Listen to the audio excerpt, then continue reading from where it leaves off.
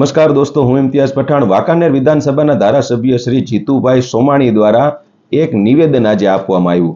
જીતુભાઈ સોમાણીનું એવું કહેવાનું છે કે મુસ્લિમોના મતની મારે જરૂર નથી, મેં ક્યારેય મુસ્લિમોના મત માંગ્યા નથી અને મુસ્લિમો જો મને મત આપે તો મતપેટી અબડાઈ જાય। પેલા વિડીયો આપણે જોઈ લઈએ એમણે શું કીધું એ મને મત આપજો।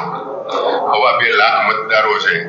હું નરેન્દ્રભાઈ અને અમિતભાઈ શાહનો હનુમાન છું, જો એ મત ન માગી એકતા હોય ભાઈ બંગાળમાં એમ કે મારે મુસ્લિમના મત નથી જોતા। હું તો આ વસ્તુ તો હું 20 થી 25 વર્ષથી આ કહું છું કે ભાઈ મારે મુસ્લિમોના મત પેટીમાં આપી આ મત પેટીએ પડાવતા નહીં।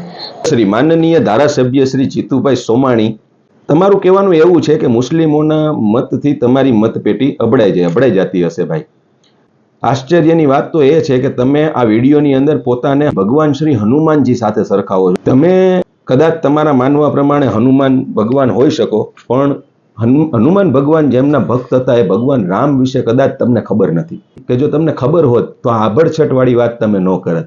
રહી વાત બીજી કે તમારા જેવા લોકોને શું છે, આ બગાસું ખાતા પતાસું હાથમાં આવી ગયું છે। આ હિન્દુ અને મુસ્લિમની રાજનીતિ જે ચાલી ને થોડા વર્ષો પહેલા અને જે ચાલતી આવી, લોકોને તમે મૂર્ખ બનાવ્યા ને લોકો મૂર્ખ બનતા આવ્યા। ક્યાંય રોડ રસ્તાની કોઈ લાઇટ પાણીની વાત નહીં, અને જ્યારે પણ આવા ઇલેક્શન આવે એટલે આ પ્રકારની હિન્દુ અને મુસ્લિમની વાત કરી દેવાની, વિધર્મીની ને અધર્મની।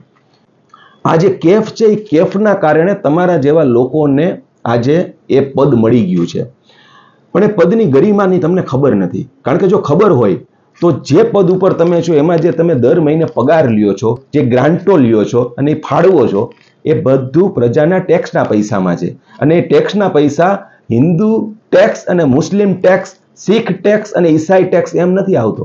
એ હિન્દુ મુસ્લિમ શીખ ઈસાઈ સૌના પૈસાનો ટેક્સ છે, જેનો તમે પગાર લ્યો છો મિસ્ટર સોમાણી।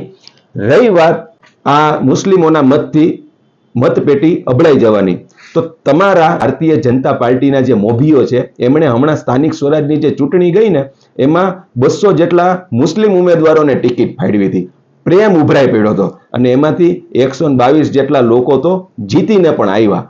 એ ભારતીય જનતા પાર્ટીમાં છે, અને તમારી પાર્ટી મુસ્લિમોને રીઝવવા માટે હમણાં જે ઈદ ગઈ ને એમાં સોગાતે મોદી લઈને આવી હતી અને મુસ્લિમોના ઘરે મીઠાઈઓ વેચતી હતી। આ પણ તમને જ ખબર હશે, અને એ તમારા મોવડી મંડળના જે મિત્રો છે એમને જરા પૂછજો, કારણ કે એમને મુસ્લિમો પ્રત્યેનો પ્રેમ ઉભરાય છે, ટિકિટો ફાળવે છે, અને તમારા જેવા જે છે એમને આ પ્રકારનું વિધર્મી ને અધર્મીનું ગાજર પકડાવી દે છે, અને તમે બોલો પણ છો। એક પ્રજાના પ્રતિનિધિ તરીકે, ચૂંટાયેલ પ્રતિનિધિ તરીકે તમારી પાસે આ અપેક્ષા ના જ હોઈ શકે। બોલતા અમને પણ ઘણું બધું આવડે છે, કાનના કીડા ખરી જાય એવું આવડે છે, પણ સંસ્કાર પણ કોઈ માયના રાખે છે, અને એ સંસ્કાર અમારી અંદર છે। એટલે વાંકાનેર વિધાનસભાના મારા હિન્દુ ભાઈઓને મારી વિનંતી છે કે પોતાની જાતને ભગવાન શ્રી હનુમાનજી સાથે સરખાવનાર આ તમારા નેતાશ્રીને યાદ કરાવજો કે બોલવામાં ભાન રાખે, જે બોલે તે માપમાં રહીને બોલે। કારણ કે જો એ રાજનીતિ માટે કરીને પોતાને જો હનુમાનજી ગણી લેતા હોય તો આ બહુ દુઃખની વાત છે, અને તમારા બાળકોના ભવિષ્ય માટે પણ એ વિચારજો। ભારતીય જનતા પાર્ટીના મોવડી મંડળને પણ મારી વિનંતી છે, જ્યારે તમારું બોર્ડ આ ઇલેક્શનની ટિકિટો દેવા બેસે છે ત્યારે આ જ પ્રકારના લોકો તમને મળે છે।